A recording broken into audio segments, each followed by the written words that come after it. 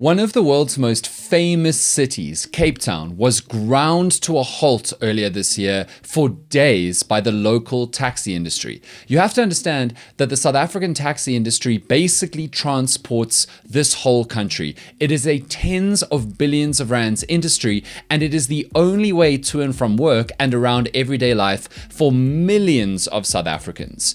Many national and local governments in the last 2 decades or so in South Africa have tried to regulate, formalize, and pull the taxi industry into line with the law, but none have been able to. And it seems actually like many taxi bosses have very powerful relationships with politicians, with business people, with the criminal underworld.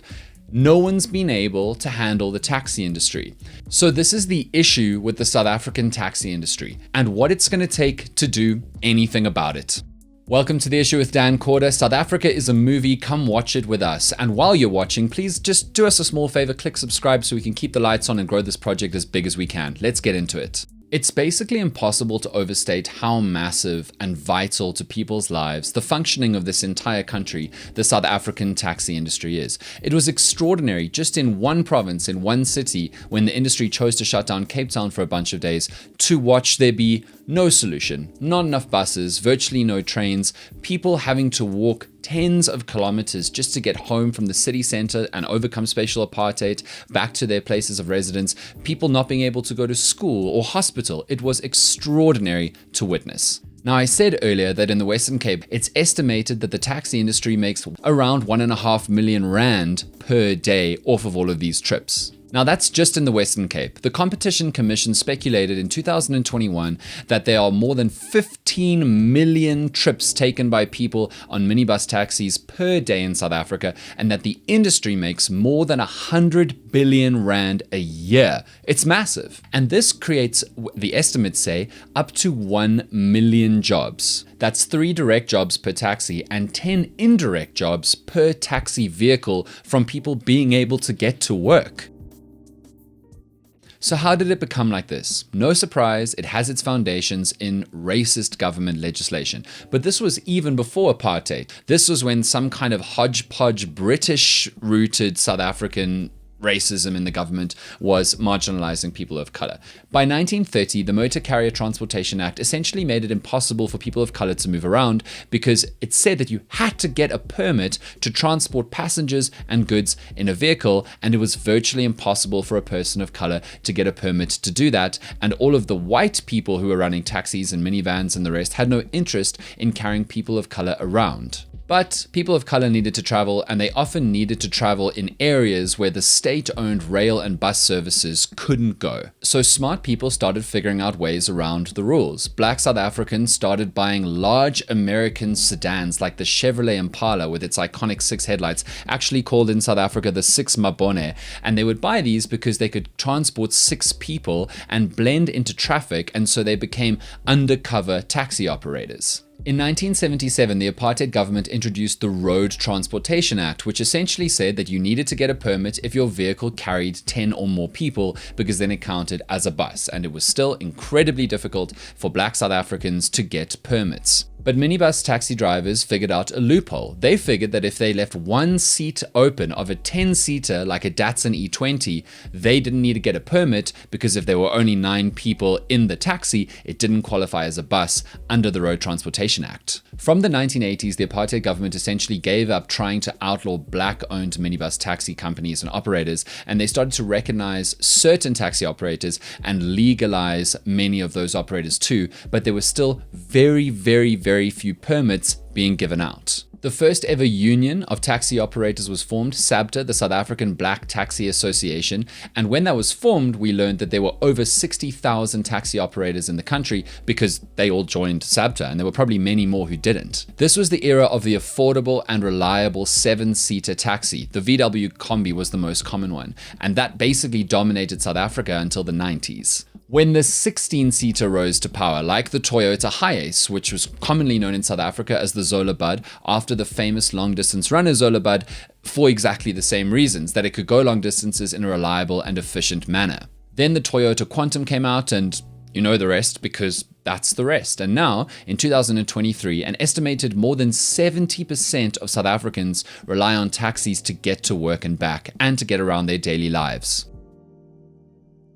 With all of this power, it should be no surprise that the taxi industry is deeply embedded in South African politics. Because if Santaco and the NTA, which are the two biggest umbrella organizations for many, many taxi operating companies, over 1,000 of them in South Africa, if they choose to strike or support a national shutdown called for by a politician, they can stop the country's movements. And if a city like Cape Town decides to pick a fight with the taxi industry and does something they don't like, the taxi industry can just stop the economy, halt or prevent basically all work, cause millions, hundreds of millions of rands of damage to all levels of our local economy. And the taxi industry makes sure to keep their dominance by just taking out rivals overwhelmingly in violent and illegal ways.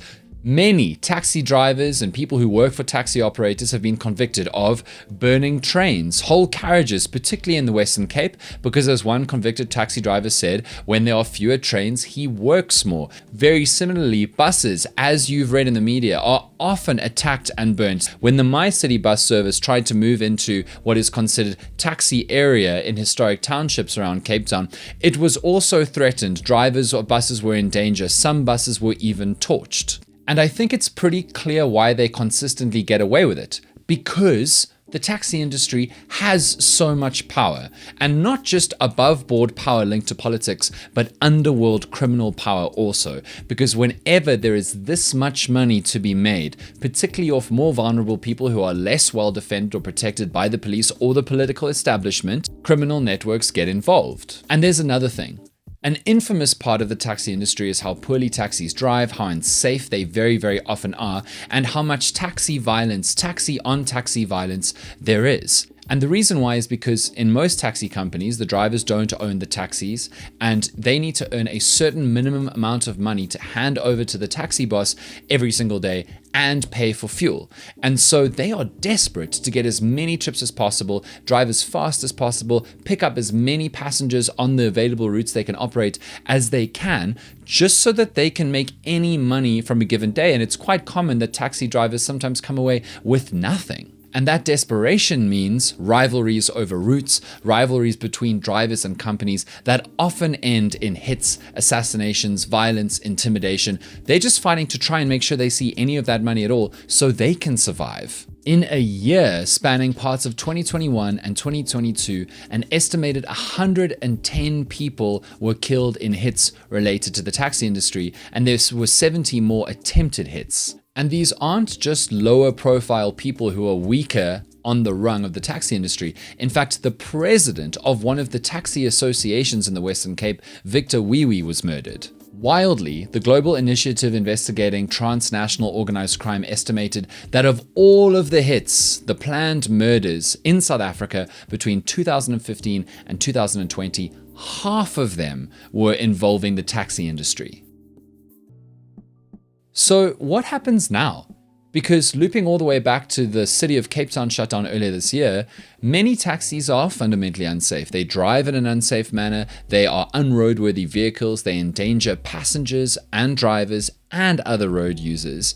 And what the city of Cape Town was trying to do, even if they did it clumsily, was they were trying to enforce rules that would make the roads safer, that would regulate taxis more effectively and force them to act in a safer manner if they were going to be used for work. And the taxi industry is responsible for massive damage to private property, like private bus companies, but also public property, like rail networks, trains, things that our tax money is put towards and the government spends to try and create us better, more safe public transport that is cheaper with more available options. And the taxi industry is causing so many people to die. And the bad news is, I don't think anyone knows how to change the dynamics, how to disempower the taxi industry while allowing it to continue to function, while incentivizing it to continue to perform its role of transporting over 70% of working South Africans to and from work and around their lives every single day.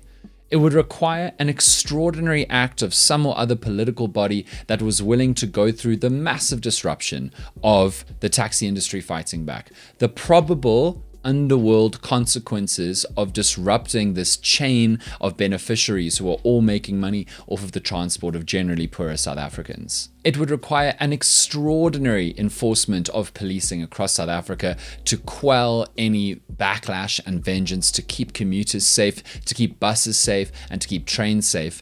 And it would require a total makeover of our other forms of public transport, which the government would have to fund and then pull off the implementation of. Because if you try to regulate an industry that's probably going to bite back at you, you better have alternatives for commuters to use.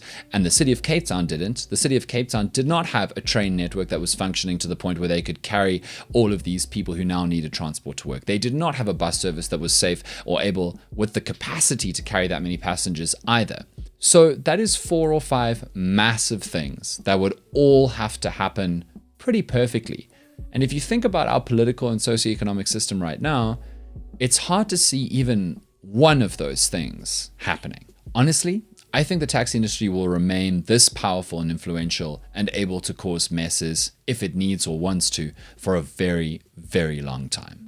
So that's the issue with the South African taxi industry. Thank you so much for watching. As you know, South Africa is a movie. Come watch with us on The Issue with Dan Corder. Brand new episode comes out next week. You can get the longer form of this episode, the bigger, wider, deeper discussion on Spotify through our podcast. We do a podcast of every single episode. And please, one more time, if you don't mind, just pressing the subscribe button so that we can keep the lights on and keep this project going.